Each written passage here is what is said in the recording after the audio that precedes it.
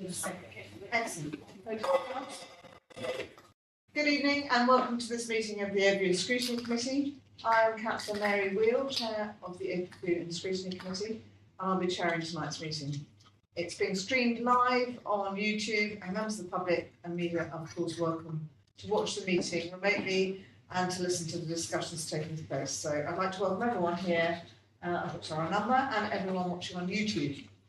Of course, it would be appropriate for us to start with 72 seconds silence to remember those who lost their lives in the Grenfell tragedy.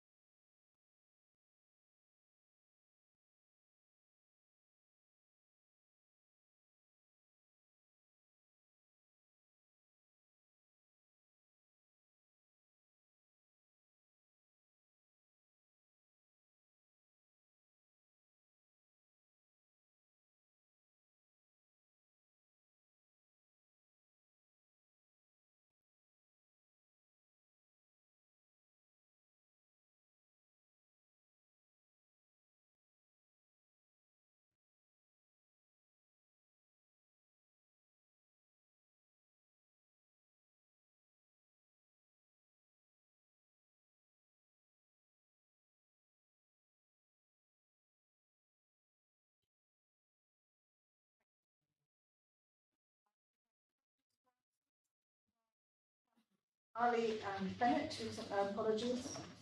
Any other apologies? I think Councillor Baxter as well. And Councillor Baxter. Do any members have any interest to declare under A2? Thank you. A3 minutes of the meeting held on the 1st of November, but may I sign those as a correct record? Thank you. So, paper A4 is one of the most important papers in our calendar, really, or in our remit, and that is, this one is the report on the delivery, reach and impact of the Grenfell Recovery Programme. So may I invite, we've got Callum, Joe and myself and the leader here with us to talk about it. Who's going to start? I'm just going to say a few brief words thank you for considering this report. This is our second annual report on the delivery, reach and impact, as the Chair said, of the Grenfell Recovery Programme, and it sets out the progress the programme has met over the past year. And the purposes of this report is to give greater assurance to members and local residents about what activity is being delivered, who it's reaching, and what difference it's making to people. And so the headlines are obviously summarised on page 2 and 3 of the report, and I won't repeat them. But just to say, it's really been the whole programme's been a real joint endeavour. There's over 100 local organisations have been working with the council and delivering services and initiatives to residents. And the report is a huge report, 100 pages, and it's an incredible testament to the dedication of the officers and all those in the organisations who've been working together. So I just wanted to say incredible. And I'd also really like to thank the hundreds of residents and users who have shared their feedback, which has really helped. And we know that ground up recovery, community-led recovery is the way forward. And just to remind, because some are new members to the committee, this was the first one. So eventually this 100 pages will be reduced to a 25 one, which will be much more accessible.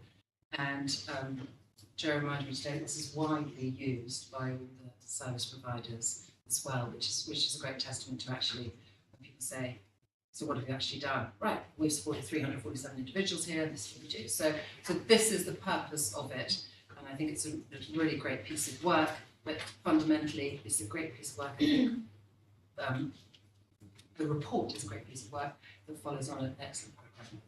So any question? And also we have Monsieur here from the communities team, because there's a bit about communities in here. Any questions?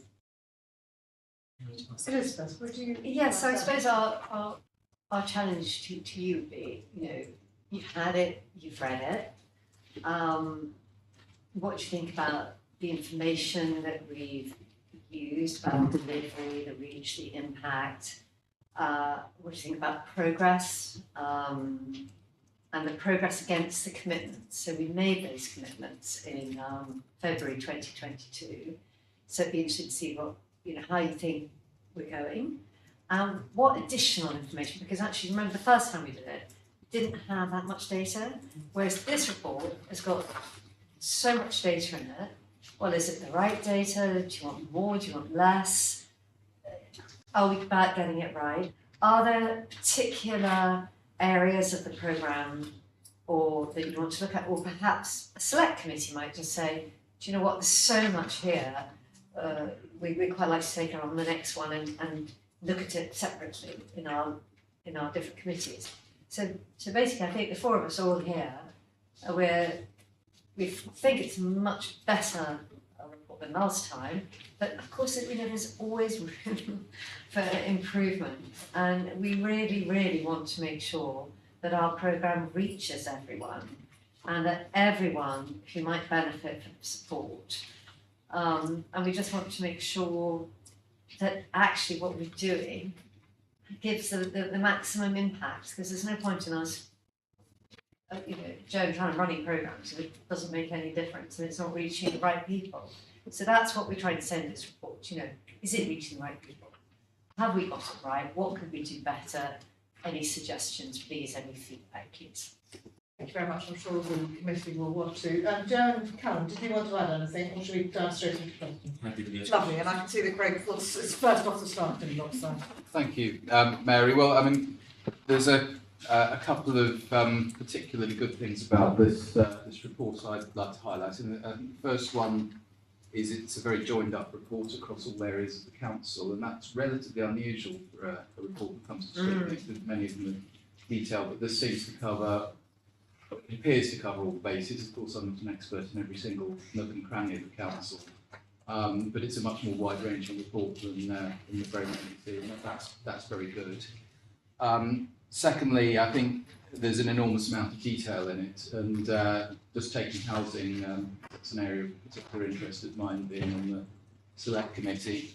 Every time I thought of a question as I was reading through the report, I found not many pages later that it was answered to my satisfaction, and that is an advantage of a long question. If I had any supplementary questions for you tonight on that particular subject, I think it would be an unfair degree of detail, given the people in the room on your side of the table are not the housing team, and I have got the degree of assurance I was looking for. One I will pick up on, which I think was interesting, schools exclusions section of the paper, and that builds on and actually references the report that I did in 2019 to 20 council year on school exclusions and how we can perhaps take that forward as a subject. And there was a recommendation, because I haven't been on the committee since then or done a follow-up, there was a recommendation for a follow-up piece of work about how we could do some work in the secondary schools. And it seems that this paper, what's referenced in this paper in the North Kensington schools, had actually done a substantial degree of work, which might be the follow-up. And what I was wondering is that looks really good. What thought is there to rolling out that technique to the schools in the rest of the borough? Because it looks like it's the sort of thing we want to be doing. So I'll ask that first. Thank you, Councillor. I think if our education colleagues were here, they would very much sort of echo that. I think the exclusions programme that we have here needs to be seen in light of the broader inclusion strategy that our education colleagues have put together and are delivering, which obviously aims also to try and reduce the number of exclusions. I do think that there is a lot of learning to be taken from this, and I think the benefit of having individual officers working closely within the school is enabling them to sort of spot issues earlier and build a greater partnership with schools. I think the evidence that we've got at the moment is positive. I think we are waiting, if I'm completely honest, to see the next set of exclusions data that comes out, that hasn't come out yet, for us to be able to really if you like, prove the concept. So I think for the moment, I think there's really positive signs that we could and potentially should look at rolling out, but I think that question mark of the should probably just needs a little bit more time to decide exactly. That's interesting to know. And then, I mean, my second question, I think, is more towards the long term. And thinking about disaster like Aberfan, which was the year I was born rather a long time ago, but people still remembering in South Wales. Grenfell is still going to be here. It's not going to pass into history until, well, many decades to come. And yet the council's programme is at the moment focused on 2024, and of course there's something beyond 2024. And I'm wondering what your thoughts are about how you move into the next stage beyond this programme to a successor programme. What are your thoughts about how you transition to something different or development?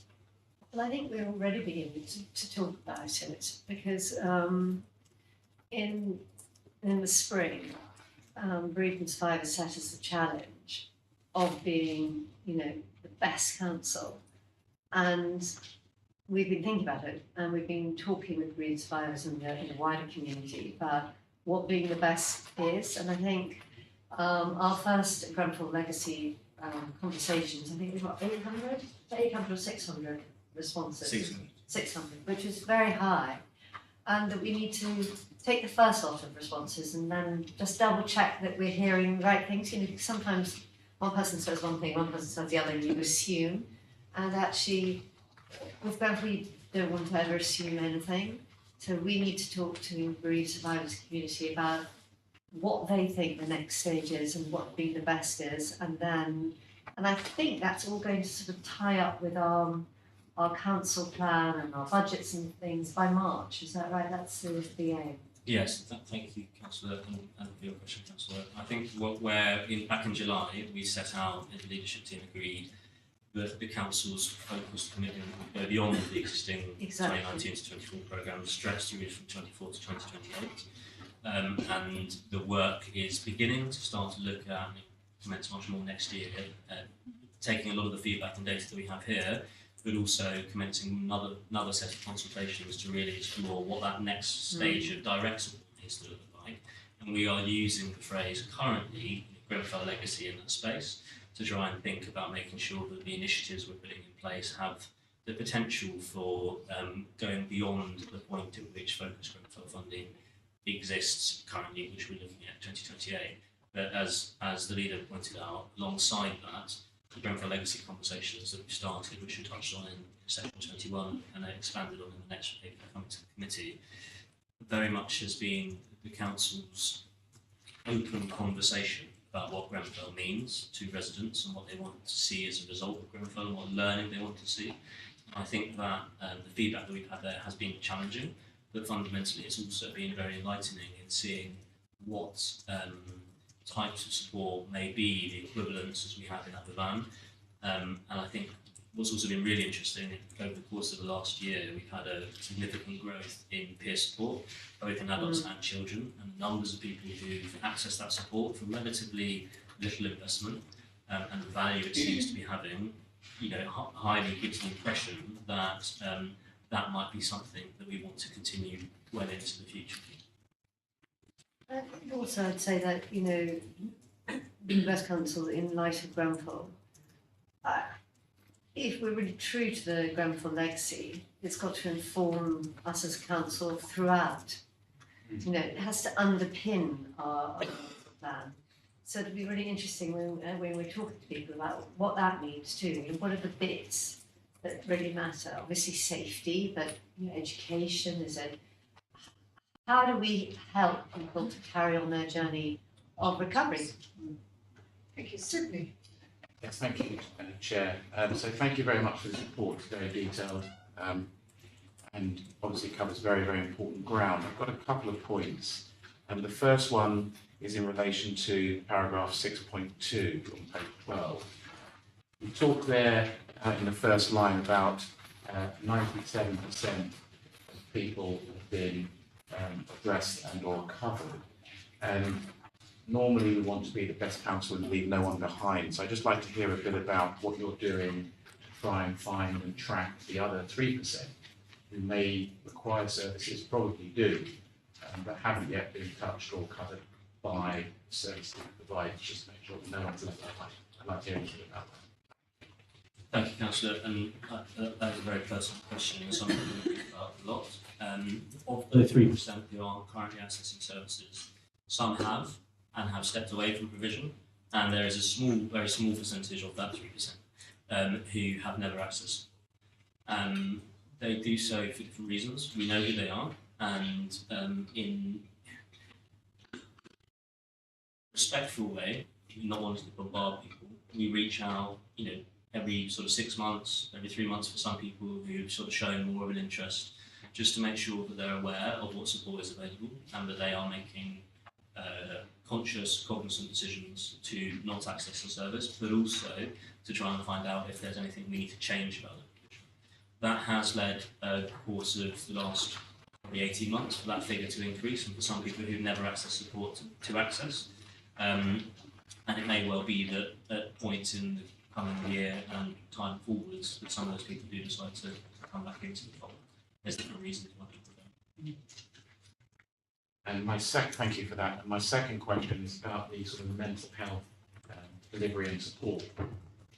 I'm trying to understand, and I couldn't find it in the report, so please forgive me taking to that paragraph, but clearly the NHS is providing some support, the impact partners, if I can use that expression, providing support, and the council directly is providing support. I recall from the previous overview committee that there was a £50 million provision from the NHS to try and provide that support. So I'd like a bit more clarity on, of those 3 delivery partners, the council direct, the impact partners and the NHS, what's been provided currently and how does that look post the end of this particular fund for the long-term support of people who come under this.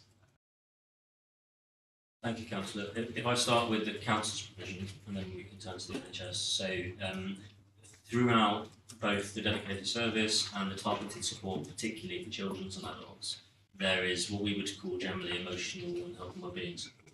In some regards, that is, meeting, quite acute mental health needs, but it's just doing so in a community setting. And we are seeing, thousands of children and adults across the whole programme accessing support in community-based provision, who are benefiting from that support. It's not necessarily curative. In many ways, it can't be, because the nature of Grenfell is an incident that is continuing to be present in people's minds, which is why we tended to use the language that we do. And that is, so that sort of covers the council's commitment and our partners' commitment, because it is our partners who deliver most of that provision for us, which is normal practice. Of course, if someone met adult social care thresholds, children's services, statutory thresholds, they would receive the benefit of our statutory social workers, who some of whom have mental health specialists. And indeed, within the dedicated service team, we have mental health counsellors who aren't fulfilling a formal counselling role, but who are providing mental health support in proxy, if you like. The NHS's 50 million is completely separate. I would note that its existence and its delivery is silent in this report, partly because this report is about the council's 50 million. And I know from sitting on that 50 million is just for Grenfell support from the NHS. Yes. So there's 2 different pots. So the council back in 2019 committed 50 million, and NHS England committed 50 million. It's a slightly different structure of 50 million in that the local NHS has to draw it down at different points year on year, but it exists as a budget envelope, if you like. I and colleagues sit on NHS boards where they talk and comment about the delivery of that provision. And at the board this week, we were encouraging them to perhaps be more transparent and open and publish some of the details around the reach and impact of their services. And they are at the moment looking to refreshing their existing strategy that underpins what and how they do it. And we are hopeful that as they crystallise that, they will do so. I think in broader terms, there could well be value in us providing a report at the time at which they were being more open with their data to have a joint provision. But at the moment, we are in slightly different positions. Is that something that we as a committee could perhaps invite the NHS to come and talk to us about their spending? And so I think it's a very good point that you've raised. Sorry, Stephen. Just to finish off, so that 50 million NHS is being provided to exactly the same recipients in the borough that we provide, or are they providing to people outside the borough? I'm just trying to get my sense of where their provision is going and who it's going to. Perhaps I could think of it forward. Think of it as a continuum. So there'll be children who we provide, who are in schools, that schools are saying, oh, this child's finding life difficult, etc. They might benefit from one of the community programs, maybe art therapy in schools, all place to be.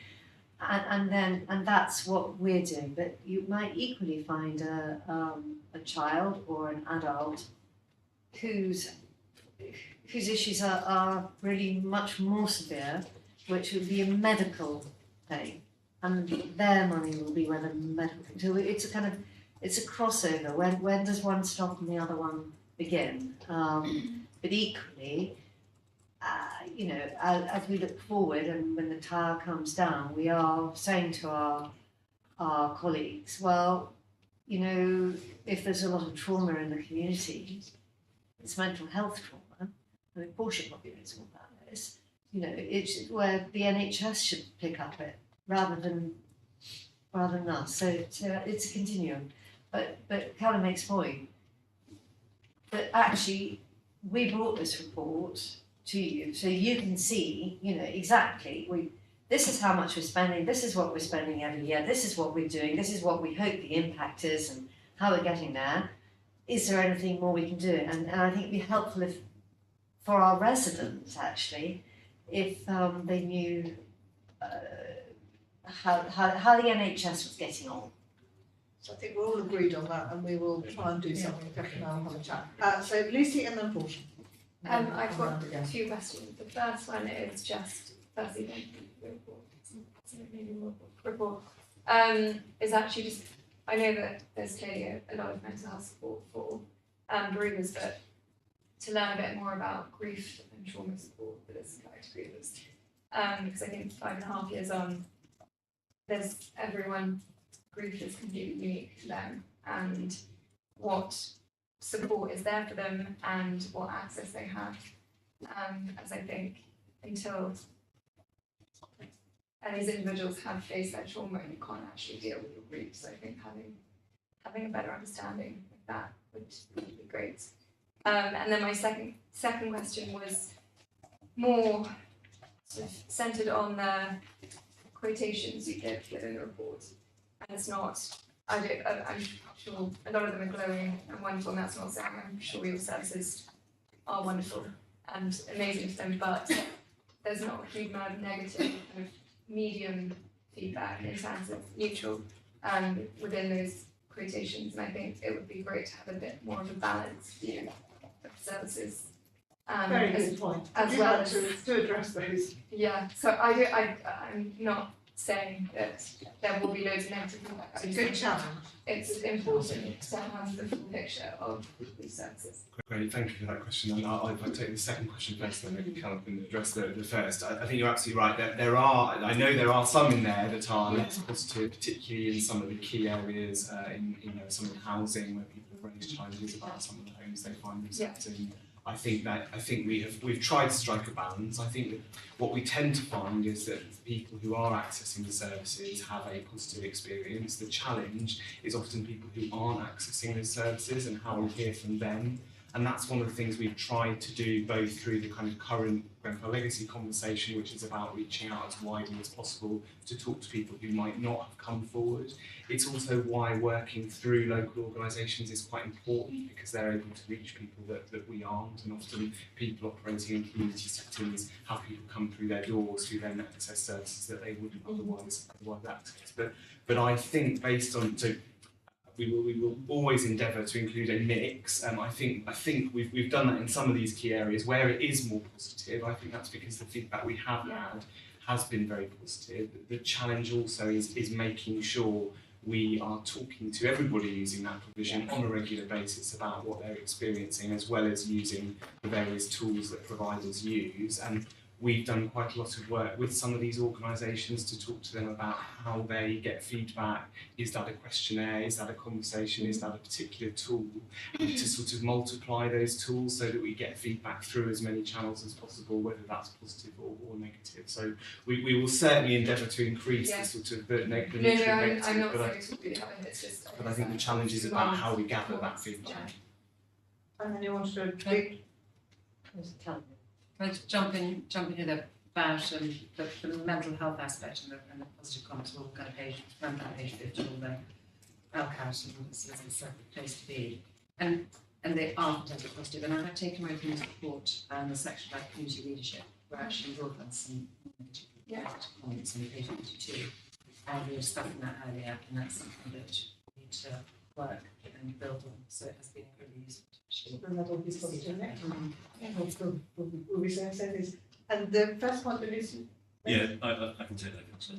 Thank you for the question, Councillor. I think in the space of grief and trauma, I think there's probably a principal point that needs to be sort of shared first, which is that I think for some of the population, a large percentage of the population, whether someone's grief and trauma can be healed, resolved at this current junction is a sort of very theoretical and pertinent question. I think partly because, as you say rightly, that it's a very personalised journey, and partly because I think for many and a lot of the community, the incident is still live, the tragedy is still live, in the sense that there hasn't been closure, whether it be in regards to the tower or questions of justice and other points in the opinion regarding the inquiry. So what we are trying to show here, and what our service is trying to do, is to meet and try and ameliorate people's situations as much as we can, and improve people's situations as much as we can, but with a realistic view as to quite how much we will be able to release people completely from the situation they find themselves in. In terms of the provision that's in place, a lot of it is, as has been touched on, whether it's in the adults programme with partners like Together for Grenfell, it's a lot of cultural based support. It's a lot of, if you like, easy access support. So it's support which enables people who maybe aren't quite ready to talk and can't access and think about sharing their experiences through talking therapies, whether it be through art or different mediums. That has proven to be very, very effective. Both because I think it helps to as an expression of people's feelings without having to sort of try and get to some end point, which some formal talking therapies suggest you have to get to within a certain amount of appointments. Alongside that, the NHS's provision does cover very formal mental health support, and there are many, many people who have accessed it and many people who have benefited. There are some people who found it's not quite for them. So as much as Elizabeth's point is completely correct, there are some people for whom who really are experiencing difficult trauma are choosing currently, it seems from our data, to access the more community-based provision because it feels right to them. And I think one of the things that we are working with our NHS partners to do is to really think about what is it the community are telling us jointly and separately, and how is that influencing our commissioning and service-based planning decisions. Thank you. Portia. Well, thank you, Chair. Thank you, for this informative summary. I've got a few questions. I think my colleague raised some of them, but I just wanted to touch on. Do you know the population, the affected population in North Kensington from the fire? Are you aware of the numbers? Are you? What definition? What sort of definition? And then the trauma and all the other factors that are affecting the community. Are you aware of them? You've been liaising with the community over 5 years and office, and they've been doing fantastic work. And Joe, you touched on reaching out to those residents who've got a quiet voice. Now I'm thinking, what plans have we got moving forward to reach those residents who are suffering in silence? Because remember, when we have community engagement, it's the same people come and talk over and over again. I'm not saying we're not doing great work. I'm not saying you're not doing great work, but it's about reaching those quieter voices. Do you understand? Those ones that are suffering in silence, and we've got the resources and we want to help, but it's about giving those residents the opportunity to speak about their family, their children, and what they are experiencing, so we can come and have a roadmap to support them throughout their recovery strategy, throughout this recovery strategy? And if you've got a plan in mind, and how comprehensive is it? What are we going to do to put that forward so that we can actually reach? Good question about reaching the hard to reach. Thank you, councillors, and I agree that that is a very good question. I think we probably feel that we do know the population, and that is sort of our responsibility to try and make sure that we understand and really appreciate the different experiences and reach as many people as we can. And I think over the course of the recovery programme, we have made significant improvements in doing so. However, I would say that the Grateful Legacy consultation that we've been doing recently has, I think, expanded the horizon for me personally, and I think for the team. We have utilised different approaches to try and reach people, and that has proved very effective. So, for example, we have, rather than just solely relying on council-led exercises, we have worked and tried to reach out with trusted partners within relevant parts of the community that are often underrepresented, and worked with them to ask them to do call-outs to their communities, to people who they're connected to come to the table where we are sitting amongst them to try and hear that feedback. And senior officers across the team have attended those sessions, really listened, really heard, and the feedback is captured in the legacy work. And so I think for me that has shown that for as much as the services are reaching people, we need to think continuously about how we can adapt and think about how we can reach people in different ways all the time. And I think a lot of that has been the council's relationship with the community has improved, but that shouldn't ever mean that we are completely cognizant that there is a not incisable portion of our population in Kensington who still aren't confident speaking directly to us, and therefore we need to find ways of working with people who they are comfortable with to reach them effectively. The other thing that we have done, which I think is helpful, which is touched on the report for the first time, is the Public Health's North Kent survey, which reaches out to people in a completely random approach, i.e. randomly selected people, 2,000 people each year. And I think that is a really additionally helpful tool in order to sort of cut through call-outs and who comes and doesn't come, but to actually be able to use sort of randomised controlled processes to really hear from people about what they're experiencing in a different, which is a very different method from normal community engagement. And I think the more we can do both of those things, I think we should be able to reach more and more of the silent voices that we have, perhaps. So did you want to Just to add very briefly that in terms of the plan going forward, there is a plan to refresh the needs assessment for the local population. I think that's really important to make sure, exactly as you say, that we have an understanding of people's needs, both kind of now and into the future, the next phase. And to return to Councillor Hammond's point, one of the things that is the most enduring feature of the community response to Apple Van is some of the peer support work, as Karen mentioned earlier, that is still, coffee mornings that are still happening on a regular basis in Apple Van itself. And I think what we've seen over the last year is through the launch of the peer support programme for adults, which really enables people to come together in new ways through existing networks, not necessarily through a particular community centre or a particular channel. We've seen, and as Callum alluded to, we've seen a massive increase in the numbers accessing, because actually it's a different kind of support. It's an opportunity for people to support one another rather than receive formal support from a provider. And I think as we look forward, that's the kind of approach that we want to put more resource behind, precisely because it enables us to reach people that we wouldn't otherwise reach. Thank you. Voila. Thank you, Chair. Chair, I echo everybody's words and say it's a very fairly comprehensive and neat report.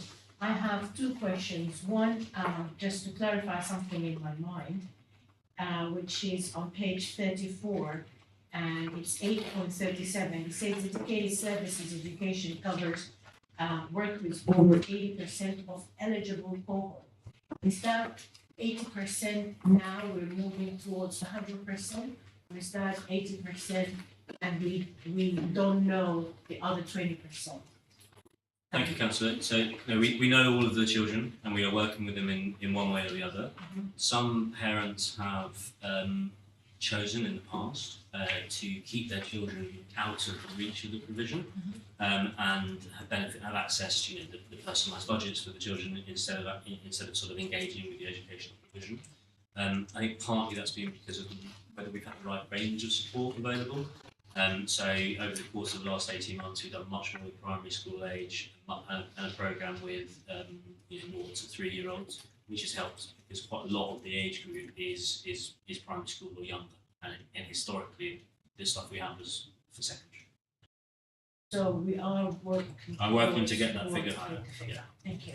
And my second question is with my family services hat on page 50. You have a table here where you're showing different providers, which is Catholic school, Future for Men, Latimer Community, Place to Be. Is there a way we can measure? Are they all giving the same identical service? Will the children or the receivers of raw service come out with the same outcome?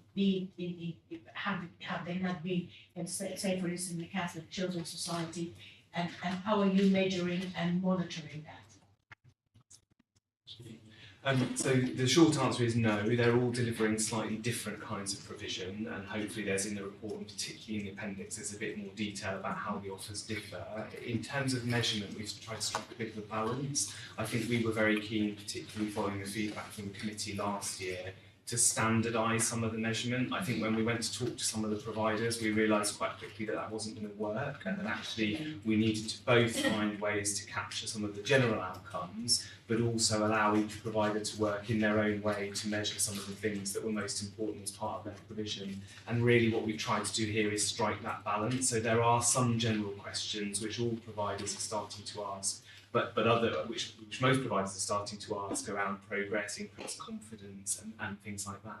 But actually others have said, no, we need to find another way to measure what's most meaningful to our service users. So it's ended up being a blended approach, but that's been a real point of learning, I think, that actually standardising everything across the programme hasn't worked because it doesn't reflect the diversity of the provision. But they are all commissioned for the same broad set of outcomes. But we don't, so does that mean, do we have concern that maybe what the receivers get is not up to a certain standard? I mean, my concern is because I don't want to see people going somewhere missing out because they didn't go somewhere else. I think that's probably not the case. So, for example, what we're trying to design is a package of different services that are complementary.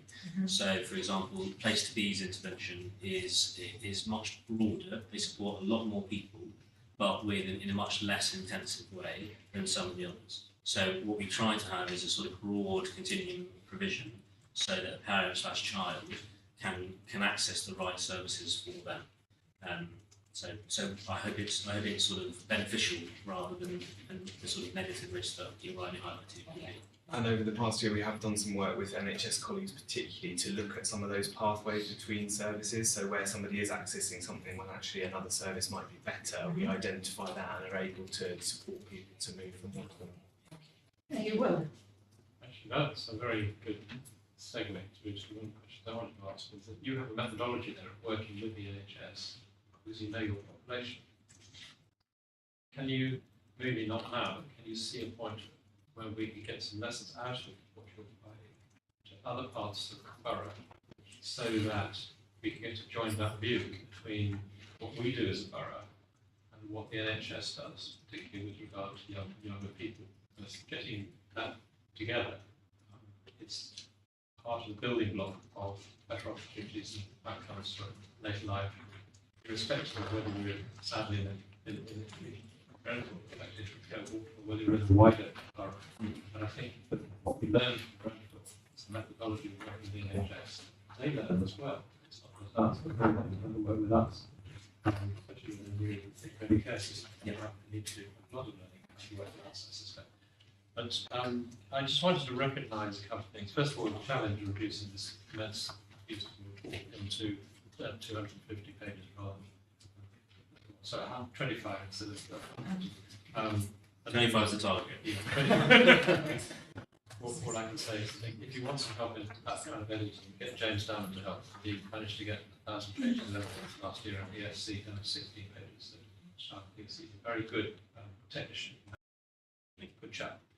For governance. I think the restatement under 110 and 111 of the need for own pace and each person, I think, fundamental point that, again, very important in the local context. It's also very important in other contexts of the borough too. New arrivals who are abroad in traumatic situations, people who are suffering from SEN, disabilities, through different kinds of trauma, road accidents or operations, cancer, etc.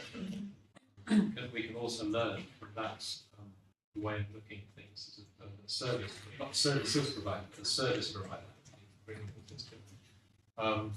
I think the another thing I wanted to note is at LCAT, for instance, people have been asking what we can learn from LCAT and other providers in the Grenfell context. I'm witness to LCAT being an extremely helpful component of helping SEN, severely SEN children in primary school in South Borough self-regulate before they go into the general provision. Some of them would not be able, once they've arrived at school, to actually enter the general classroom without having that preliminary 15 minutes with LCAT's provision. So small doses or small parts, small provisions, were at the right point, normal school provision, general school provision, learn from special sensibilities that come from the Grenfell delivery. So I think that's one of the points you make about curriculum, about education, is inclusion. That's obviously one of the drivers of achievement in schools. You've got this is written as exclusion, but the reverse of that is the inclusion. Inclusion is one of the drivers of good progress within schools.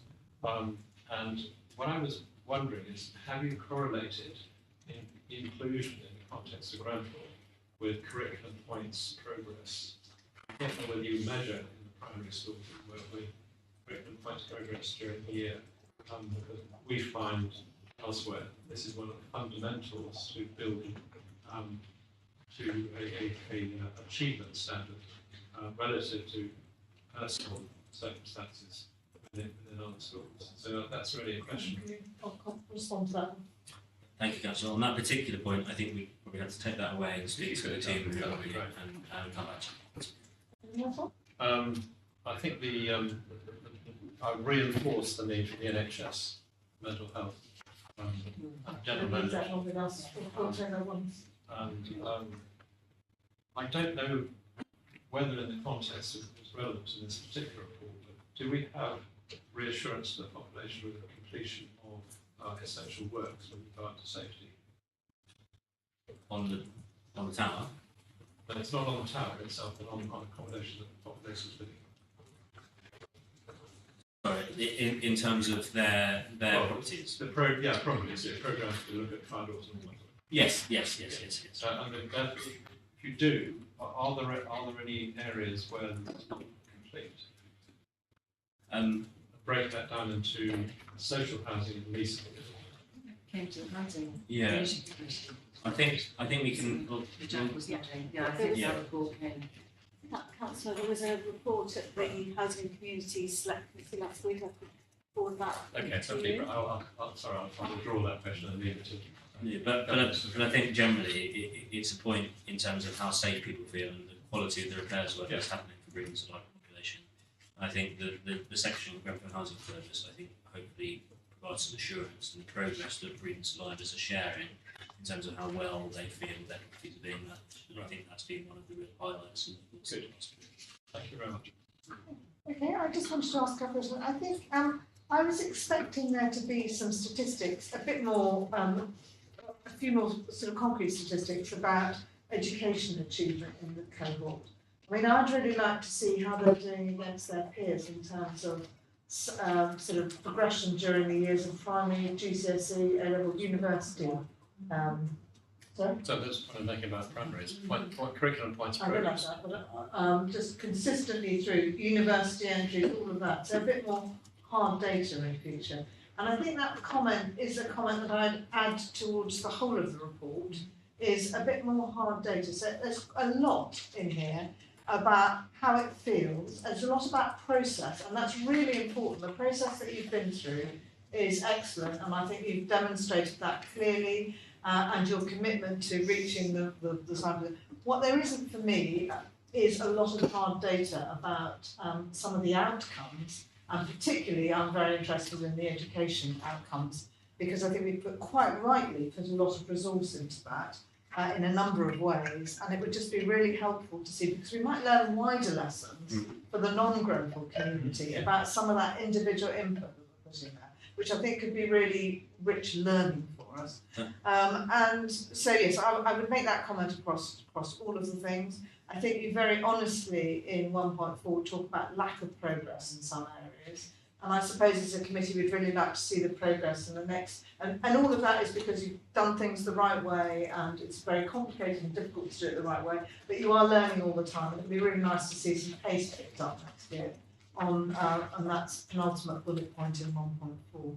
So I think overall, summing up some of the things the committee have said tonight, is that we like the joined up nature of this report. We think there's an appropriate level of detail for this committee to get their teeth into, so thank you for that. I wanted to comment that I thought it was a very well structured report, and that's really important. It's easy to navigate around it. I think we've got a long document like this and lots of other stuff to read. We really appreciate it, and makes it more accessible both to us, but more importantly to the public. Yes, just it's very good on process. Please could we have a bit more data next time around on the hard data as opposed to the kind of feeling data. Will, did you want to add something? Could I also, going back to what I was saying, supplementary to that is, do you see the need to look for different evidence of the effect of Grenfell on early life for children who were born at the time of Grenfell and children who have been born since?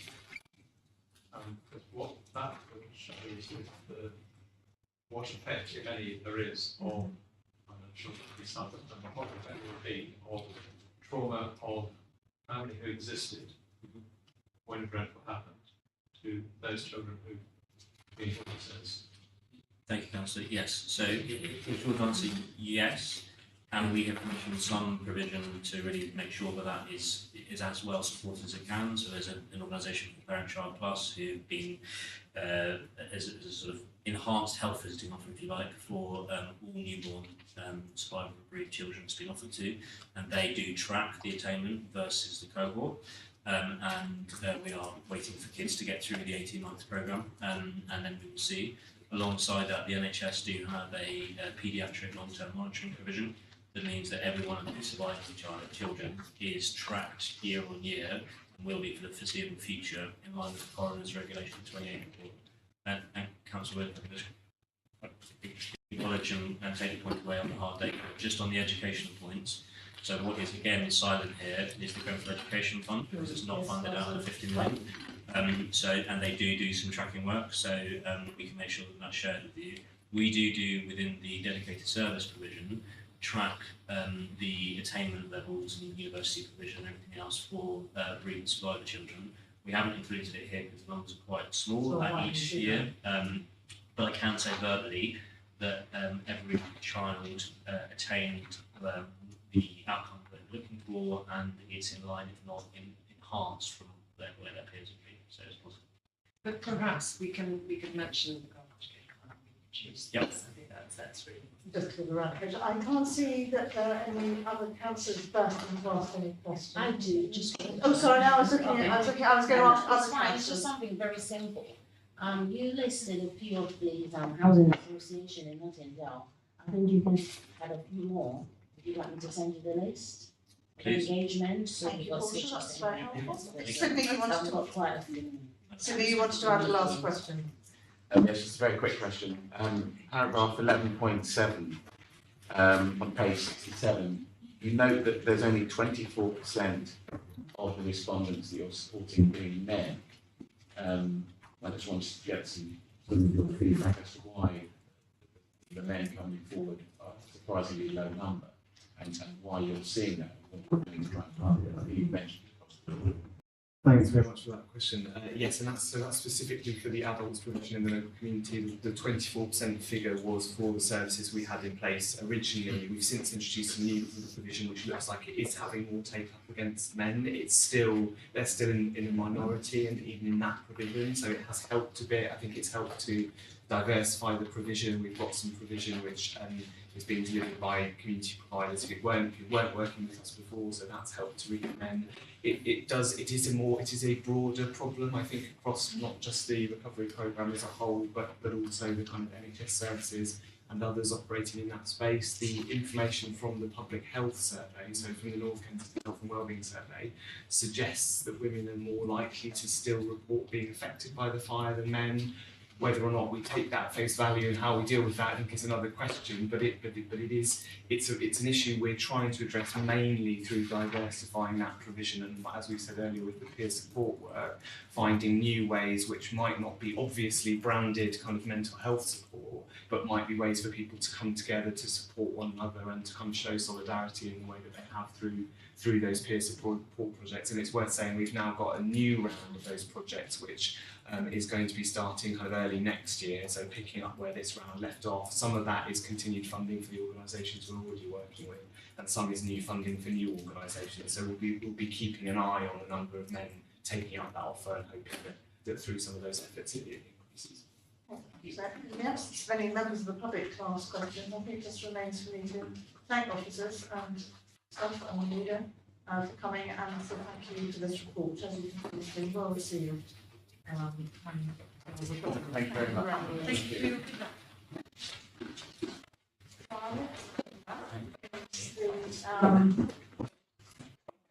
Plan development, which is not really a covering page of the presentation. We're going to have a presentation. And then we do your video. I'm just going to give you like a minute intro, and then I'm going to hand over to Maxine.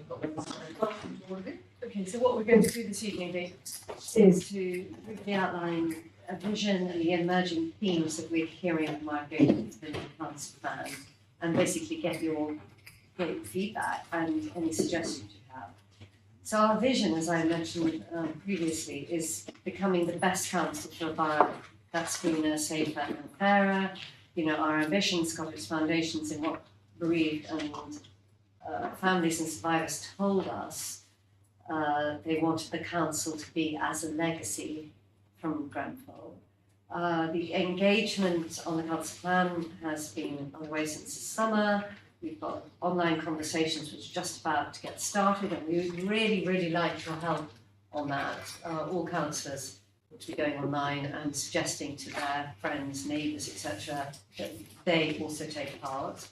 What we've heard so far are a few themes, just to give you a few themes, you know, becoming the best council in the light of Grenfell, being a caring council, being fairer, being greener, a great place to live, and being careful with your money. So on that happy note, I will hand over to Anita, who will give you the Thank you. So for those of you who don't know me, I'm Anita Rowland. I'm Director of Corporate Strategy. And it's my job to help all this plan together. So really, the things that Elizabeth has just outlined and the approach we've taken is very much building on work that Callum and the team have done around Grenfell legacy and making change happen at the council. So the consultation that we've been doing on sort of broadly on the council plan very much builds on those discussions and isn't sort of starting from scratch. It's starting from taking what we've heard from those 600 residents and more broadly about what it feels like to live in the borough, but also what it feels like to interact with the council, because that's the thing that we're hearing loud and clear. So that just sort of gives you a little illustration of how it fits together. If you wouldn't mind skipping on, Hannah. So I think it's important to start, therefore, from the Grenfell legacy conversations and feedback. And Callum is far better qualified than me to kind of give you an overview of what that's been. But for the brief overview purposes here, I think there's still a significant proportion of people that we've spoken to that don't feel the council has changed. I don't think that is surprising. But I think what you do get loud and clear from the summary of that feedback and from looking at detail is that a lot of it is about how it feels to interact with the council and how people feel about whether their concerns have been listened to, and then how we demonstrate that we are taking their concerns seriously. So if you wouldn't mind skipping on, and that just gives you a few kind of quotes of what we've heard through the Grenfell legacy conversation. If you wouldn't mind skipping on.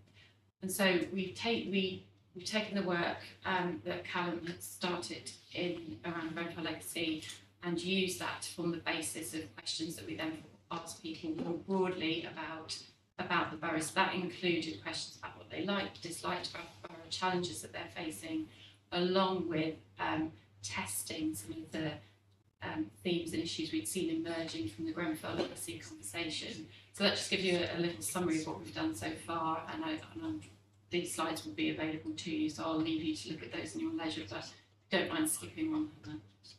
Again, that just explains what we've got coming up, and that will include asking staff to go out and about, and it'd be great if all ward councillors could do that as well, to ask those questions and feed that back. So we've had probably over 300 responses now on this particular engagement piece, so coupled with the Grenfell piece, that's coming up to 900, so that's really good, that's really positive, but we obviously want more. So if you wouldn't mind skipping on. This gives you a summary of sort of the things people love and value and the things people find challenging. They aren't surprising, I suppose. So people really value the kind of parks, facilities, high streets in the borough, but also there's been a lot coming through about cost of living, unemployment, access to opportunities, keeping the borough kind of safe and green and a great place to visit, and particularly supporting local businesses in that.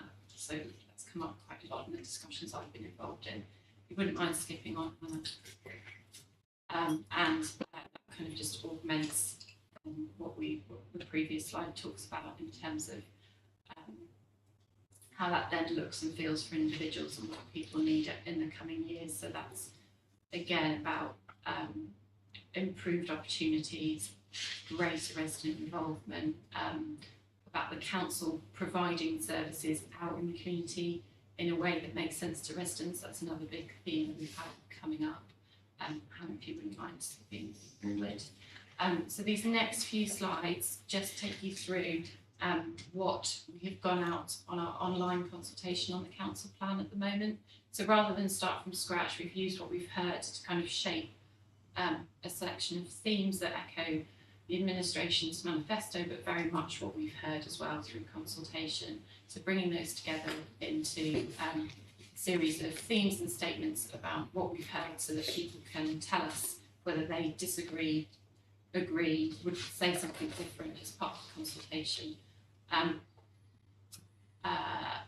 they very much speak to the points that I raised at the beginning in terms of that interaction with the council and how that feels, and the need for customer service, but sort of customer service plus. So it's if you pick up if someone picks up the phone, you'll have confidence that our officer won't hand you off to lots of different people. They'll help you as a person with a problem and interact with you on that kind of human to human level, I suppose.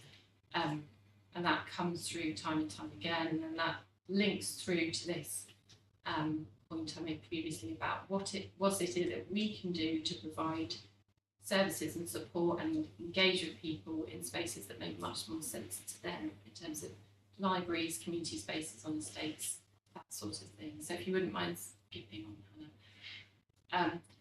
Fairness has come out quite a lot in the discussions, so lots of discussion about the obvious differences in the borough and the obvious differences in life experiences and opportunities, and how we can actually use the assets that we have in the borough to increase access to those opportunities for people. Greening has come out a lot, and Hannah, if you wouldn't mind skipping forward. I'm just mindful of Mary's the time on the agenda. You're doing a great job, because we all read very fast, so we're reading and Give you a listening. flavour. Just to give you a flavour. Give you a flavour, so you know what's coming. And this last slide pulls out the kind of other two themes that we've heard a lot about, which is around both preserving and enhancing the borough. So a recognition that there's a huge amount of strength in the sort of borough's built environment, and people want to protect that and enjoy that, but also a recognition that we are part of central London and we do need homes and jobs and opportunities. So that's what that theme at the top of the slide tries to capture. And the second thing that's come out in some of the conversations, and also is clearly key to what some things that Leader has been talking about, is in terms of being careful with your money and recognising the kind of economic situation that we're all in, but also recognising that we do have assets as a council that we can use to invest in our community. So how do we use our buildings? Do we give discounted rents to enable greater social outcomes? And we've got a whole piece of work around social investment in the council that we're fleshing out that supports that. But alongside that, it's the other side of that is making sure that when we are making decisions about spending, we are absolutely putting at the centre of that the safety and well-being of our residents and qualities considerations. So we are competent in how we spend our money, but we are looking at that in terms of the outcomes that we're trying to achieve, and things like our capital programme can be used to achieve our priorities as well. So if you wouldn't mind skipping on, Hannah. So that just tells you sort of about the next steps. So we will be publishing the council plan in March, and it will come to you next in February in a much more developed form, but we wanted to bring to you the kind of early themes for your steering discussion. We will be doing another business plan for the organisation, but it may well follow later, so that will sort of be the first year delivery plan for the council plan. In terms of the document itself, we do want it to be more succinct than previous iterations, and sort of much more targeted in terms of actually what the priorities are, and then how do we spend against them, and then what are the key projects and programmes that we're doing to deliver against them. I think the last thing I would just emphasise is that being the best in light of Grenfell and Grenfell legacy absolutely would run through as a key theme throughout the plan, and we really want to make sure that everyone, and particularly those most affected, can see throughout the plan where those challenges that they've set to us and where those things that they want to change are clear in the plan, and the things that we are doing to demonstrate and to fulfil those commitments to change and to respond to the things that are the challenges. And that's it. That's it. Just questions at the end. Lovely, thank you. Maxine, did you want to add anything? I think Amrita and Elizabeth between them have been very comprehensive, so I don't have any questions. Fair enough. Let's start with Sydney. Thank you very much for the help. Just in terms of outreach, could you go to the residents' associations directly? Also, I'm thinking of sort of more of areas where people aren't happy to use sort of internet writing. Maybe you could go to sort of faith-based groups, or speak to areas where people congregate that aren't going to get on a computer and trying to fill in an online form. I know that some of our resident associations in Redcliffe are incredibly vocal. If council people turn up and say, this is the council plan, in light of Grenfell, can we have your feedback? They'll give it to you, you'll get it in bucket loads. Well, can I suggest that you tell them about Chelsea Old Town Hall? Yeah. 15th, was it 15th or 16th? 15th. 15th of December, 6:30, Chelsea Old Town Hall. They can come and give us their thoughts absolutely face to face. Because we have run, and just to your point, that's exactly what we have been doing. You know, we had a session in Almanar, we had a big session here in Huntington Town Hall, we're doing another one in Chelsea, we're doing sports centres. So you're 100% right, Sydney. I think the only thing I was saying is, in addition to all of that, if from the point of view of, you know, reaching out to say to the young, who are terribly good at sort of filling things online, we suggest that we want to hear from them too, people who aren't going to turn up at Chelsea Town Hall, or aren't in a residents' association. As ward councillors, we need all of you to be reaching out and saying to everyone, come on, this is your chance to influence the next council. Thank you, Portia, and then Drew. Thank you for your presentation. I was just wondering, you touched on the cost of living crisis and what you're going to be doing to engage your community.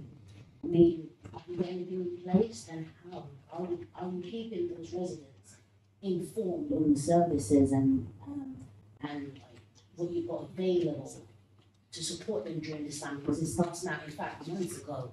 So it's about, taking the frustration out of these local residents, trauma, post-employee, and also supporting them throughout the town, the elders and the pensioners. How are they surviving during this? What you got a roadmap to helping them to actually come up with, and could it be somewhere that is close? Can we have a selection of? I went to look at Johnny. Yeah. Oh, Johnny. So Yesterday at the Yeah. council meeting, we had in front of everyone a roadmap of exactly what we're doing, and I'm just wondering, have you got one on your desk? I've got one on my desk. Oh, wait, you can have a look. Well, I guess Why don't, yeah. And we just give it to Portia right now. Thank you. Hopefully. Yeah, exactly. Wow. But I think that's exactly what you might find helpful, so we'll send Johnny off. I'll On see my if desk. There is that, okay. Good. Because what Okay. happens is that there are a lot of services that are available, and also commissioned to do these sort of services, but because of the time frame, 10 minutes, sort of like a GP surgery, or you've got a large amount of residents coming for this sort of support. So how are you going to spend that amount of attention to one particular residence to help them to feel informed? How long do they have to wait? Who are the ones that are commissioned to help these people fill in the form? Do they have the staff available? Who's supporting them? All these factors, Let's get this leaflet, 'cause let's scroll out, and then Meanwhile, it's got to can I ask picture Greg of the phone. to pose his question? It gets you to the hub. Can I just supplement that? 2 seconds. No. Then we'll go back to the council. Sorry, Yes. just to say that we are working very closely with the voluntary and community sector. So we've got an event with them where we're looking at the continual impact. So we're going to host an event with them on the 12th of December, so we can talk about what the impacts they're seeing and how the work we're doing is working or not. We've also got through them a network of wellbeing hubs and cost of living events that we've started doing across the borough, as well as our cost of living hub online, as well as the leaflets, and housing management have also been running cost of living sessions with and as well as the BCS with food and information stalls and advice about the support available. So there is quite a comprehensive offer, but I can follow that up with you by email. Thank you, please. That would be Because very I do get helpful. a lot of cases. Okay. Yeah. Thank That's you. what the hub looks like online. I think. Right. I'll send you the link now. Thank you, Chair, very much. My question, thank you very much for the presentation, extremely helpful. I think I've heard at one point you had more than 500 responses and then more than 900 at another point, and obviously you've had quite a lot so far and it's still ongoing. Can you tell me what, do you have the knowledge of where these people come from in terms of the wards or some other, if not the wards, of greater geographical breakdown within the borough?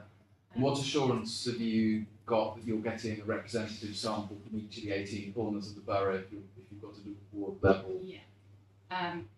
We will have for some, but not for all, because some of it's not more casual, but some of it's, if you're interacting with someone, sometimes people don't like to fill in a load of information about where they live, but we've got a few unknowns there. We've got a few unknowns, but they'll be allied to an event that we did in a particular area. So if we spoke to someone in Portobello, we might assume that they might be reasonably close, but they might not be. But we do ask people if they're a resident. We will have some of that information when we do the full analysis. But what we are doing is we're doing what Elizabeth talked about in terms of reaching out and publicising it through RAs, making sure that we're reaching out to different community groups in the wards, making sure we've got North Kensington covered from the Grenfell Legacy. And the centre and the south. So we've got the percentages of the 600 odd people who've done the Grenfell Legacy consultation. Again, like Amita said, barring a few who've come to events, the vast majority of them have either given us exact location information, postcode and everything else, or radius information. So I live 200 metres from the tower in another part of North Kensington in the south of the borough. So in one way or the other, yes. So when you put all this together, are we going to see that geographical breakdown to get the assurance that you've heard from all 18 wards, the ward plus a 19th unknown, or Yeah, because when we do the consultation, the council plan will be published with a detailed consultation report, which will tell you everything that everyone said. So it'll probably be not a huge report, I'm afraid, but also give you a breakdown about the characteristics of the people that responded. Actually, interestingly, the one in the Kensington Town Hall, I don't know how many people turned up for that. Just over 70. Yeah, it was really interesting sitting on the tables. Everyone was really quite mixed and from everywhere. And from I don't know whether We you had deliberately went out to We find had, different at groups. least one person from every ward at that event. Yeah, yeah, I was pleasantly surprised actually. That's good to hear, good spread. Any other questions? Please, Walla? I have a small question. You spoke about those who were unhappy. Did you manage to capture what they were unhappy about? Yes. So you have an idea what Yeah, they are unhappy and is. it's in the And slide. is it varied from different parts of the borough? Yeah, The I think so. unhappiness? Yeah. I thought so. It's varied, and it's varied by, I suppose, tenure as well. Okay. So, Makes sense. particularly residents that are living in social housing, it's often allied, the complaints are often allied, not complaints, their experiences and their challenges are allied to their tenure. Whereas in other parts of the borough, it might be more about cleanliness or noise nuisance. Asking. Or or empty shops. Yeah, Thank you. Yeah, empty shop. So you have another one? No, sorry, yeah, a quick one. You also mentioned an example about people when they call someone, they want some person answers the phone to action. Is there any way we can do that, actually, because it is extremely frustrating to press one to listen to and then music and joke and then still get someone who doesn't know what to do, Maxine? So I just wanted to comment on that point, Councillor Idris, partly because I spent a couple of hours yesterday with all of our customer services staff here down in the customer centre and also on the call line. And what I'm pleased to report is that there is incredible commitment and enthusiasm from quite a lot of really new recruits to really provide that really good customer service.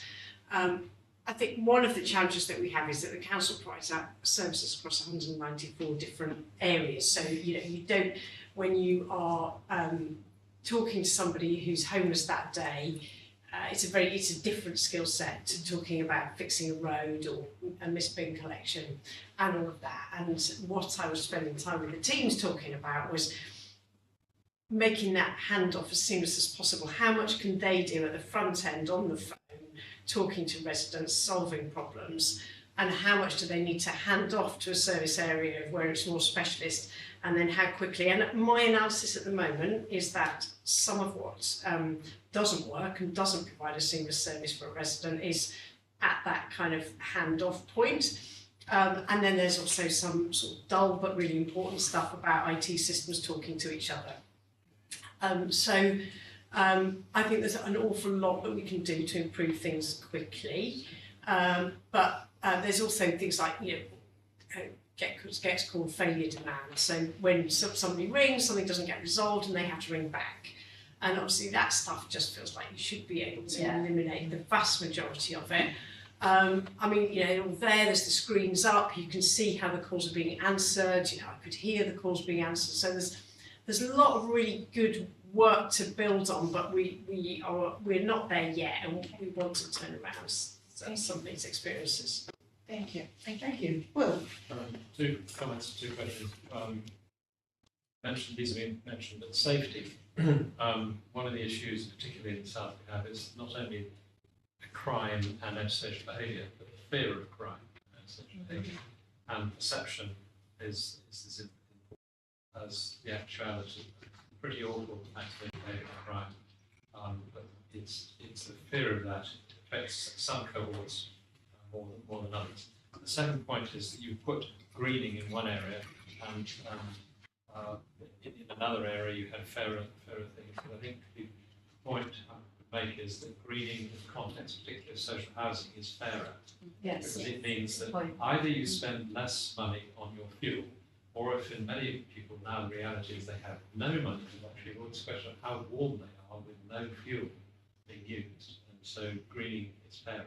It's also brilliant resilience for the borough's finances going forward. The questions I wanted to raise is firstly a point of clarity and information. Is the council plan will be for which dates are you aiming this plan to be for? Which years? Which year is 2023 to 2027.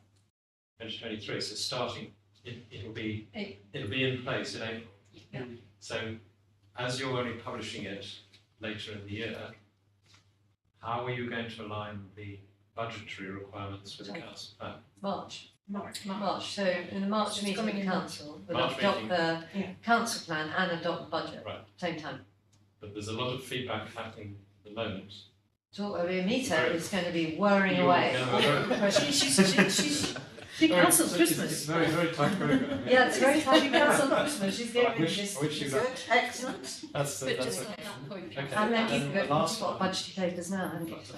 The final one is, have you considered going to secondary schools to interact with pupils with regards to council plan? yeah, it is a good point. And actually, at the Almanar event, we had quite a few young people, which was great. We got completely different feedback. I'm just thinking of the Celtic Academy, the Shell Academy and so on. There's very erudite 17, 18-year-olds Yep, who you're right. And the youth parliament? only a couple of years behind Johnny. Yeah, so youth councils. Just Good, to, okay. just to add as a Any contributor to some of the consultation questions we have, KAA have sent out questions that make up a large chunk of this work as a part to all of their parent base, and we've done some work with the kids. So With the children Through as the well. chair. Well, No, just a quick question. Sorry, I just, can you send me a link to the 15s? Yeah. So I can send to my colleagues, that's all. fantastic. Good, I just had a few comments, last but definitely least, I just think that the best is a bit hubristic, the best council. Becoming. It's not that we will Even be. becoming, I think it's a bit hubristic, but that's just a personal view. I think the social investment strategy, much long awaited, is going to be sort of crucial to all of this and how it all fits in. So I don't think that's not due till March, April either, is it? Yeah, and sort of deliberately so that we don't really leave. Deliberately slow. Well, no, it's deliberately so not that we leave so. the council plan, and then very quickly after that follows a social investment strategy. So that's sort of an obvious way in which we're delivering what we're setting out. And I'd just like to echo what Will and I said, it's the transactional frustrations that residents have. And I think that's almost a category of its own. Exactly. We've got a lot about, fair, and all of those themes are great, but it's the nuts and bolts of being a really easy council to deal with, which I think should be a major theme running through the council plan. That will make us one of the best. Good, I think it was great. Yes, just a supplementary, if I may, Chair, on the social investment strategy and the timing of it. Can I have some assurance that we'll have adequate time to scrutinise it? It's not my area. No, it's not my area. It's due to come to the scrutiny committee. It's due to come here, it's on the key decisions. Mary, Yep. sorry, Councillor, I've spoken to colleagues and said that at your last meeting you expressed an interest in that coming to scrutiny. So we're just developing the timetable. Lovely, thank you very much for coming. I know Thank you very much. it's much appreciated. And well done in meeting for taking us through that so quickly. I don't think we lost anything by this speech. Best of luck. Thank you.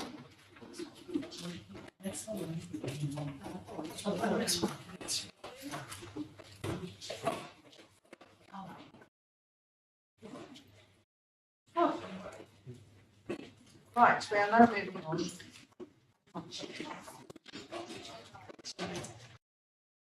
Paper A6, thank you very much. Where we are looking at the outturn, or monitoring rather, not outturn, and the MTF. Do you want to introduce it, please? I can introduce it briefly. This is last and definitely least to spin off the phrase you used a few moments ago. The financial monitoring report, I think, is overall quite encouraging. We're currently reporting a just over £2 million underspend, which, as I always say, is a tribute to my predecessor in financing the budget we put together. Eventually, you will have to stop saying that. I know. Well, perhaps after March. Okay, good. Well, once I put together my own budget. But there are still headwinds, and we should be aware of those. There's a £1 million overspend on services, which we do need to get a bit cautious about. And the understanding overall that's been reported is the product of good treasury management work. So although the overall picture is encouraging, there are things that we need to be mindful of, and that goes for the economic environment too. The medium-term financial plan update and the sort of budget proposals for next year, I know it's the subject of interest for Will's working group, but I think the paper that we brought in November to the leadership team again is in a good place. We're currently reporting a balanced budget. We have saved or set out efficiencies that could total towards £15 million, which is not inconsiderable. But I'm really reassured that we are still protecting core services. So things like our smart keeping connections, investment in schools, for example, the £8 million into retrofitting schools, which builds up with Will's net zero report that we talked about at full council last night and that Greg spoke to. And also things like house building, council tax rebates for some of the people that need it the most. That's £14 million in the budget for 13,044 households. And there's also new investment therein. So some of the extra money for jet washing and graffiti cleansing that I know ward councillors across our wards are very interested in. I'm sure we'll in Brompton, they're just absolutely desperate for. We love our jet washing. And likewise, Sydney and Redcliffe, I'm sure, will be purring at the thoughts of Hollywood Road coming onto stream. So I think that the overarching point is that we're in a good position. We're protecting core services. There is scope for fresh investment in what are our member priorities that arise from what our residents are telling us. But that there is a lot of work to do. There are challenges to come, and that we are, as best we can, alive to those. Thank you very much. Lisa, do you want to add anything? Just to say, for those of you who don't know who I am, I'm Lisa Taylor. I'm the Interim Director of Financial Management here at the Council. This is week 6, me. I think echo everything the councillors said here. We're obviously awaiting the outcome of the settlement, which we're expecting between the 19th and the 21st of December. You've heard the 3 dates quoted. We'll then get the detail and we'll work that through the budget for 23-24, and then we'll obviously bring further reports to leadership in both January and February, and obviously on to full council in March. We'll find out whether we've been naughty or nice on the 21st of December. Actually, the cost of living came up a few minutes ago, so it's worth touching on that because that links into a lot of the budget work. There's a lot of support available for people that need it. There's £8 million in our new cost of living fund, which is discretionary support. There's government support, like the 1.2 million that we had in the first tranche of the household support fund. But it's not all about money as well. We're making sure there are warm spaces. Those were launched over the past day or so, and there are over 20 warm spaces for people that are struggling with energy bills. We're working with the voluntary sector on all of this, in addition to some of the support getting people into jobs and making sure that they're able to contribute to the wider economy. Some of the warm spaces themselves are voluntary sector spaces too. So the cost of living is something that we're thinking about. We're making active provision for it in the budget, and I hope that we're able to continue doing that over the next few months and in the budget planning cycle. Thank you. Right, can I move around and ask Greg? Thanks very much to both of you for introducing the paper. There's obviously a lot of variables still there before we get to settling the budget, not least the settlement from the government that you mentioned for December. Which are the variables that are keeping you awake at night most at this stage? One that I would touch on is the census, which we're getting more and more detail on over time. We know that some of our funding is linked to those figures, and so that presents a structural risk to our budget to an extent if, as we know, the overall population in KNC is falling. And I'd probably also point to the wider economic environment that I touched on a few moments ago. Inflation is a wild and unpredictable beast, and we don't know yet whether it's peaked. Clearly that has an impact on some of our contracts, pay awards, so there are large chunks of the budget that are vulnerable to that uncertainty. And we've sought to insulate ourselves from that risk as far as possible with contingency money that's set aside within the overall budget to begin with, and also by being cautious about some of our forecasts. But we'll never know. And just going to the first one on the census, to what extent can you or have you got contingency plans to perhaps make a case as to why our borough may have underreported for various reasons during in 2021? I think it did underreport in 2011, and something was there was some compensation to put in, but maybe the chair will know about that. But with Well, 2021, it's a shame actually that Amita and some of the others have left because she's leading on a lot of that work. I know we are investigating those figures and making sure that they're totally robust, and that where necessary we're working with other authorities at a regional level as well to make the case that I think we are in a similar boat to much of London, and particularly central London, in that we do have a slightly different profile of population in some parts of the borough. We'll know in our wards that their living and working patterns are a little bit different from other parts of the country, and that was more acute during coronavirus. So we are doing that work. That is a piece of research.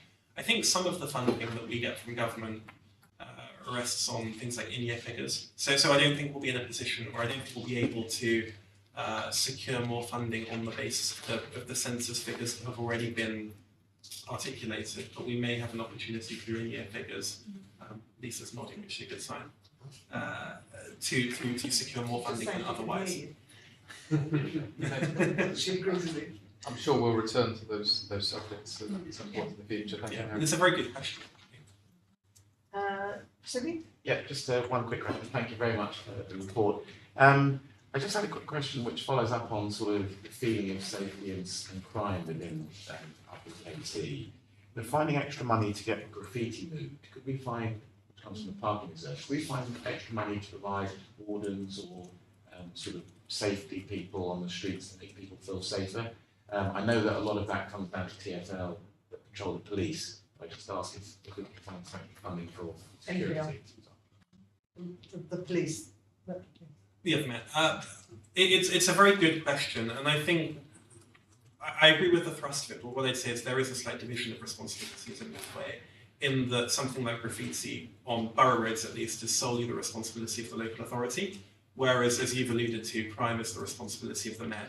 And I think we need to be quite clear about that, because that's not properly understood by large swathes of our local population. That's not to say that we should, we clearly still have a role in holding the Met to account and doing what's in our power to resolve antisocial behaviour. But I think we need to be a little bit careful about expectations. There's a lot of good work happening in terms of tackling antisocial behaviour. So we've invested in community wardens. They're out on the beat. They're available through Neighbourhood Sill as well. We've had one in Holland over the past year. There's the Crest team, and that brings together a lot of the enforcement functions within the council, and means that we can give hopefully a joined up response. And that's a tribute, in large part to Will's work when he sat in this chair. There are also other things happening. So, as many of you will know, we're trying to buy the Notting Hill police station. We've put together a bid for that. That's a really good example of us finding additional funds where we think it can make a proper difference. And I think, were the mayor to have that Damascus moment and sell us the building rather than a commercial development for prime luxury flats, that would be a really fantastic contribution to community safety in the borough. And I think even you were nodding. Absolutely. Yeah. So it's good to have cross-party support on the point that the Notting Hill police station should be in policing community use. Thank you. Lucy, did you have any questions? I do. Portia. Yes, just one question. What are your priorities for the coming year considering the current climate? I think our priorities were set out in our manifesto to deliver a greener, safer and fairer borough. So I've touched on some of the themes that are covered by that. The investment in schools is a flagship commitment. There's a new park in Chelsea Riverside coming on stream. But also we should recognise that a lot of what we can do is not through the budget in terms of greening the borough. It's through our ability, for example, as a local planning authority, to reduce the barriers to people greening their homes. And on that, we've done some pioneering work, if I do say so myself, on allowing people to install solar panels on listed buildings. and I'll give a pat on the back to the lead member that introduced that when I find him. And even more recently, on double glazing a similar planning order. So on that greener point, I think there's a lot happening, and there's funding, and we should note we have cut carbon emissions in this borough the fastest in London over the past 5 years. So although there's a long way to go, we should be proud of the progress that's been made. A safer borough, I've touched on some of the work we're doing. I think the Notting Hill Police Station bid signals our genuine commitment to community safety. And then on the point of fairness, I think all of the work that we're doing in terms of ensuring that housing is safe and affordable and as abundant as possible through, for example, the New Homes Programme, the investment in schools, for example, opening up the Barbie Special School a year or two ago, contributes to that, and some of the cost of living support as well. I think that's got to be part of it. And we know that the number of people in poverty has gone up by about 10% in the last period, and therefore there is a larger cohort than before that probably does need support from the council, and we need to ensure that our budget is delivered in such a way as to provide for that. Well, Yeah, it's more of a comment than a question. We mentioned earlier the census. But didn't we have an election after the census? And with the electoral roll, don't you have an indication of how, where the numbers are? Because I think the electoral roll is a good indicator of. It is a useful tool. The census is done once every 10 years, and there are certain funding sources that take account of the census and rely on the census. I've already talked about some of the in-year estimates we're able to give going forward. I'm sure that if we're able to use the electoral roll as part of that argument, then we will, but I'm sure there are also lots of other indices of population that we can use, whether it's, for example, council tax, households paying council tax, electoral rolls, and various other things as well. So I think it's a really important point, and we will use all of the information available to us to prosecute the arguments that get us that extra funding. Well, do you agree that we've reached, or near the end of the road of salami slicing for budget reductions? We need to approach cross-theme, cross-budget, cross-business group, and also with working with partners outside like nature or the sector to get a more holistic approach that was put forward by Barry Quirk in his Dublin Down paper in February 2022. An example of that, I would quote, would be the Crest work, which you think we bought very kindly. It got so far and hit an IT wall, but it couldn't go further. And now that we are instigating CRM and other IT, is it now an opportunity, for instance, to get all the officers who go on the street and the contractors to be branded as one street team across the borough? It won't deal with crime, it won't deal with hard-nosed access behaviour, but presence on the street, going back to Jane Jacobs and how the population polices the street, like Greater American cities and whatnot stuff, policing from the stoop. That having a properly branded cohort on the street in a large volume, I think would have a big disincentive to just more crime. I would slightly, I would as lead member for finance keep my powder slightly dry on the question of salami slicing versus transformation, because I want all tools available, but I recognise the force of the argument you've made that it's better to do transformation and what we should be striving for, rather than savings for saving's sake, is efficiency, value for money. These are essential principles that I think we all agree on. I think you want to take one of your tools away from you. Yeah, Johnny, good. And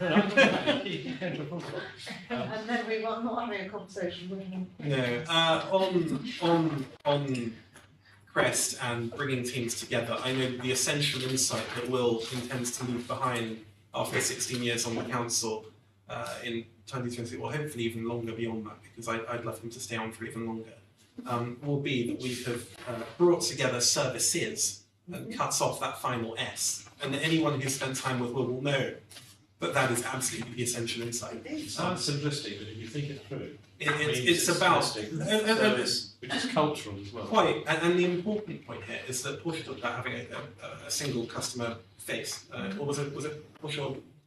This has certainly come up. Everyone has brought that up. I think everybody around the table has brought that up at various points, and that point about bringing services into service is that single point of contact, and the CRM that we are all, devoted to implementing will hopefully give us that. So I think there is work happening there, and I would certainly like to see us review our enforcement operation, because I think there is an opportunity to get even better value there. Thank you. Well, have you got any more questions? Thanks. Can I turn to the less exciting aspect, which is the monitoring? And I know, I mean, you alluded to this, but there are some underlying nasty big swings in there. And I think on the three, sort of really big and important business groups, adult social care, environment and housing, there are overspends of at least one overspend of nearly $500,000 on each. Just one line that is that big. Are you concerned about that? I mean, to me that means there's a less rosy picture than £2 million. Yeah, so it's interesting because the councillor over there asked about what was keeping us awake at night. Actually, one of my responses would have been demand-led services.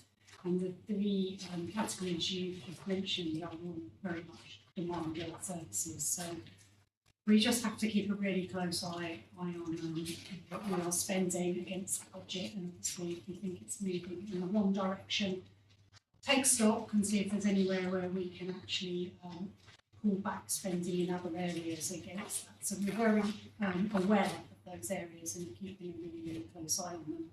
Some of it is sadly out of control. If demand for housing is increasing, we can obviously do everything we can to help out residents, but if they are presenting to us, we need to do. Because of course it's building in pressure for you for next year and the budgeting next year. And that brings me to my sort of final question, which was, are there areas where we and I should know this but I don't, but we constantly underachieve savings year on year, where people put in what I think of in my head as balancing items, or they over-optimistically suggest that they're going to get more income in? That absolutely. And have we got a grip on that? We are laser-like in our focus on getting a grip on it. I know when I did planning, there was always a shortfall in planning income, and that's a really good example of it. So those things can exist, and I think it's a really well-made point. I know you're having meetings with every lead member, or certainly meeting groups, and hopefully that will be one of the focuses. But it's certainly one of mine when I meet colleagues, as I've been doing through the year. And just to add to that, I think the income is still quite volatile in some areas as we recover from COVID as well. So we're keeping a very close eye on those savings targets that are related to increased income that's been impacted by COVID as well. Hopefully we'll increase and improve over time.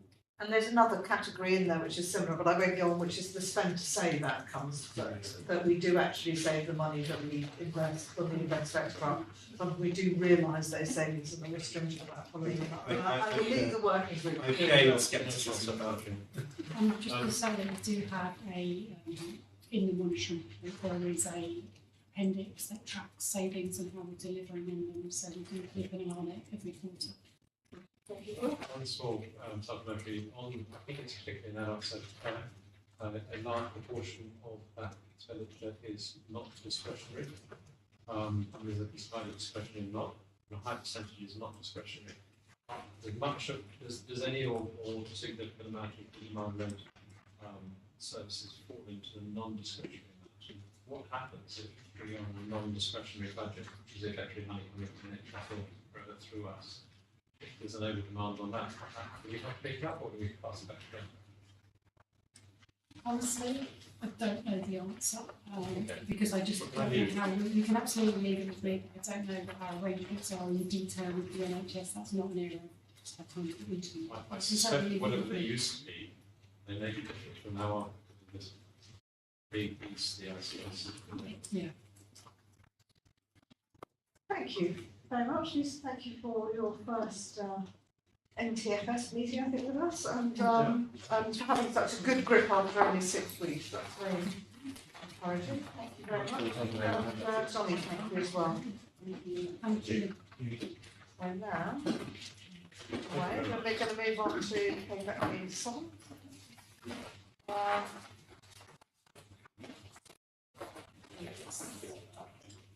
Report of the budget scrutiny. Well, do you want to introduce this? You've got the report. What this is an information report on one part and a request for decision on another part. The information thing is to tell you what we've been doing. We've tried to make it as short as we can. It's just a report what we've done so far. It also sets out what we propose to do next. First round was to get us with information. Second round is for us to talk about that information with lead members, i.e. policy options that we're leaning towards. And then we have to report by the 8th of February to backpack here with a full report, which then goes to the leadership team following how this table feels about it. It's an incredibly tight programme, and therefore I basically I'm just saying what we're proposing to do. We've managed to get meetings. I'd like to pay credit to Jackie particularly for the work she's done on getting meetings to happen and the work that she's helped support so far. I think another crucial part of this is that we intend to spend the time usefully after the 8th of February to look in a bit more detail at the budget going forward after next year, so not 23-4 but 24-27, which matches up with the council plan. So we'll be looking at the emerging council plan and the emerging budget work for that area, because I understand that the officer corps and the leadership team are beginning to get to grips with thinking through what Barry foretold last February, and Taryn, before she left, commented to me, was that 22-3 this year would be difficult, but they're doing well. But next year, 23-4, would be changed assumptions on inflation and a whole number of things. And 24-27 is structural change time. And Barry proposed that all the other parts of the council look seriously at transformational change. And it's internal lateral working between departments, putting things together, working better with the NHS and voluntary sector and other partners that we work with. And it's that area from 24-27 that we'll spend some time between February and April reviewing that. And one of the questions that we are asking during this current round of lead members is there anything in that area that you need to start thinking about? And even in conversation with officers, it's quite interesting that despite the assurances that we've had from our lead members, that there are some significant worries that come through at the long term that do need to be addressed now. Thank you. Any questions? Oh, sorry, better state that part of it's my fault because the Environment Select Committee added £100 million to the HRA budget. Yes, I think we all remember that. Sydney. Just a quick question. Obviously, given that IT and connectivity across both the borough and talking to residents is quite crucial, I noted that in the summary of activities you haven't gone to speak to the IT service team precisely. You've gone to different silos. Is there a reason why? Well, it comes under. Yeah. It's the resources department, Yeah. so it's with HR and finance, the enabling services together. Lovely, thank you. Anybody else got any questions? Good, so I think we can proceed. You have to meet them. You are. Thank you. And great thank you to all the work that I know is going on behind the scenes. And thank you to chairs for nominating me for part and the work that we have to. Thank you. Good. Okay, report to the scrutiny manager. It's a key decision tracker, A8, so it's whether the committee want to nominate any key decisions for further scrutiny. In addition to the ones including the social investment strategy that we'd already identified. So things like that we'd already identified. I actually didn't spot any this time, but no? I thought I just missed something, but I'm very glad to, if I have, everybody else must be good, okay, thank you very much. And then A9 is the scrutiny work programme. We've talked tonight about the NHS and their spending, Yeah. so maybe that's something that we need to, this is why we leave flex in the programme, is for things that come up like this that we want to pursue, so maybe we might think about adding that into the work programme at some stage. And it might come here rather than to adult social care because of the Grenfell aspect of it. Oh, sure. Thank you, Chair. I was quite confused tonight when we spoke about actually we've got two designated services that's assigned for the Grenfell, the bereavement survivors and the immediate community. Now, I wasn't quite sure the role of the two groups. So you've got the NHS and you've also got the council. And I wasn't quite sure what's the remit on both groups because it's very confusing because over the years I think there was a bit of overlap actually.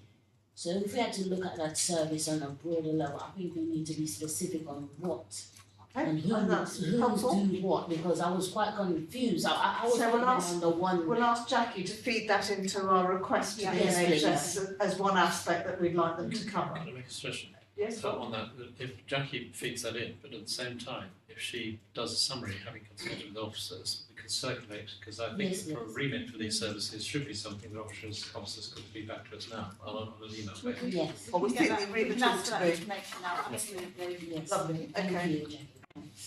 So, I think we've covered the work, screening work from any other urgent business. No, lovely. In which case, thank you very much, everybody. Good night. Thank you. Brilliant. Thank you, Mary.